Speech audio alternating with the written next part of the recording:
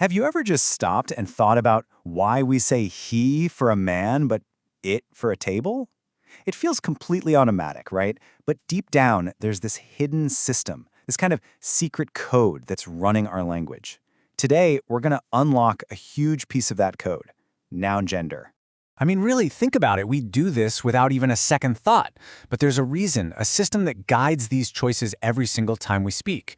So what is this invisible rule book that we all seem to know by heart? Well, the master key to this whole thing is what we call noun gender. It's the official system that classifies every single noun, telling us if something is considered male, female, maybe a bit of both, or neither. So, how does this system actually work? The easiest way is to imagine 4 giant sorting bins for our language. Every single noun you can think of fits neatly into one of them. Let's take a look at the first one. Okay, so the first bin is for the masculine gender. This one is pretty straightforward, you know? It's for any noun that refers specifically to a male person or a male animal. Simple. And you use these words all the time.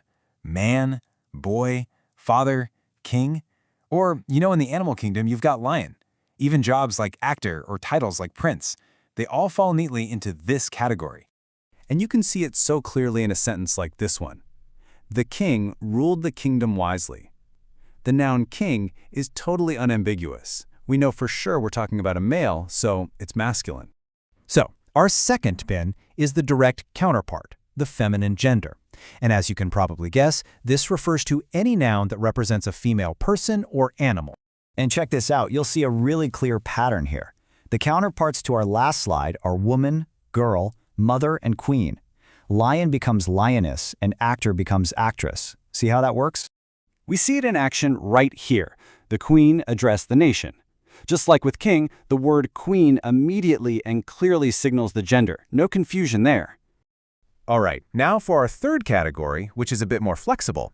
This is the common gender. These are the nouns that can refer to either a male or a female. The word itself just doesn't specify. And oh man, we use these constantly. Words like teacher, student, doctor, and friend.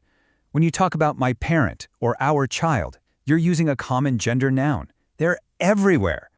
For example, the teacher explained the lesson. So was the teacher male or female? The noun itself doesn't tell us. And that's the whole point of the common gender. It's inclusive by design. And finally, our fourth and last bin is for, well, everything else. This is the neuter gender. This category is for all the non-living things, objects, and abstract ideas that don't have a biological sex. Just look around you right now. You are probably surrounded by neuter nouns. Table, chair, book, computer. Even bigger things like city, or basic stuff like water, they all fall into this category. A super simple example just locks it in. The table is made of wood. A table has no gender, it's an it, so it belongs to the neuter class. Simple as that. So we have our 4 categories, but what's really interesting is how some nouns can actually transform, especially from masculine to feminine. Let's look at the rules for how that happens. The first way is the most dramatic. You just use a completely different word. There's no overlap. Man becomes woman, husband becomes wife, king becomes queen.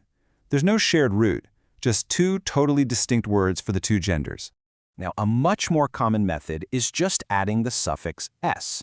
This is a classic gender changer in English. So actor becomes actress, lion becomes lioness, and prince becomes princess. It's a really simple but powerful little tool in our grammar toolbox.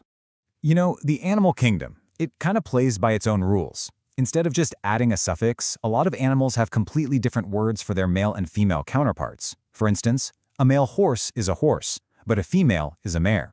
A bull becomes a cow, and a peacock becomes a peahen. So that's all the grammar. But how does this stuff connect to the real world, to the way we actually speak today? This is where it gets really practical, where the rubber meets the road. The gender of a noun directly tells us which pronouns to use. A masculine noun like boy pretty much requires he, him, or his. A feminine noun like girl needs she, her, or hers.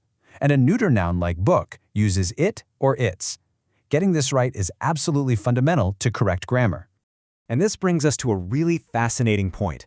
Language evolves. It's not set in stone. We're seeing this major shift away from gendered job titles toward more neutral terms. Policeman has become police officer, and stewardess is now flight attendant. It's a perfect example of how grammar isn't just static rules. It's a living system that reflects our changing world. So, why does all of this matter?